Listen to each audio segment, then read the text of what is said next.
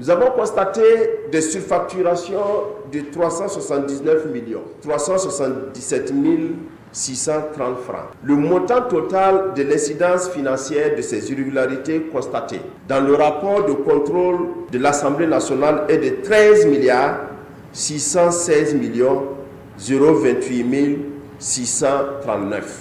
La vérité, c'est que les groupes parlementaires sont subventionnés pour leur fonctionnement et leurs activités, et cela n'est pas un secret. En conclusion de toute cette affaire, nous pensons que c'est juste une manigance politique et des règlements de compte personnels. Dans l'optique de démentir les propos du contrôleur général d'État concernant l'ex-président de l'Assemblée nationale Alassane Bala Sakandé, lesquels propos que les avocats de Alassane Bala Sakandé qualifient de totalement erronés et véhiculés à dessein, ces derniers ont tenu une conférence de presse ce jeudi 16 mars 2023 à Ouagadougou. S'agissant par exemple des 12 millions et quelques, 12 milliards et quelques qui étaient à une Unibank, vous avez entendu certainement circuler le fait que non, l'argent n'existe plus. Et en 2022, Alassane Sakandé avait même dit que l'argent existe. Et l'argent existe et il est toujours là où il est. Maintenant, quant à déduire que le fait d'avoir laissé cet argent à Wenkuni Bank a fait perdre de l'argent à l'État parce que elle aurait pu être, bon, sauf en réalité, je ne vois pas comment ils allaient pouvoir le faire. Ils allaient pouvoir produire des intérêts, c'est de la spéculation. Seul le ministre des Finances, c'est le seul au Burkina Faso ici, qui peut mettre des fonds publics en DAT. Si la SE ne le sait pas, moi je l'ai dit. Donc il n'aurait même pas été possible de procéder à cette opération. De deux, si par malheur, il avait même été tenté d'être fait, je pense qu'aujourd'hui Alassane ne serait pas dehors.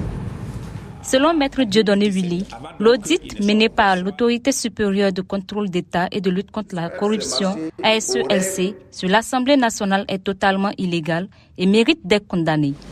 Il faut expliquer, s'agissant des dépenses non justifiées, qu'après le travail de collecte des données par l'ASELC, elle n'a pas demandé tout de suite les justificatifs.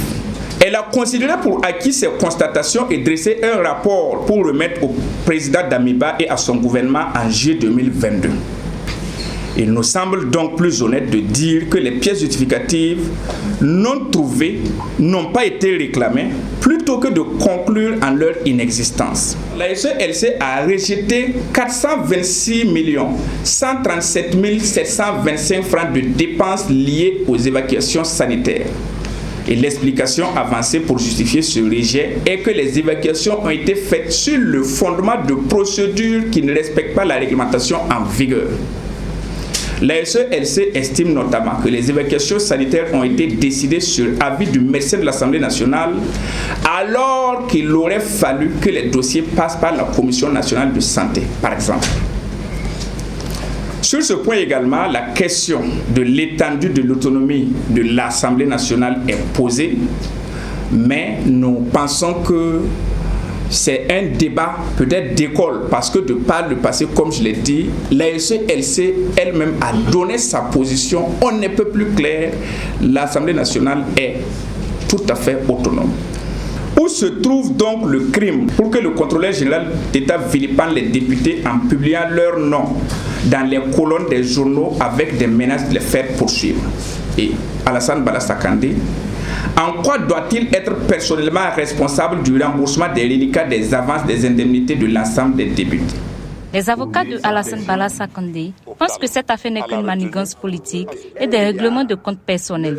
Une affaire qui n'est qu'à son début.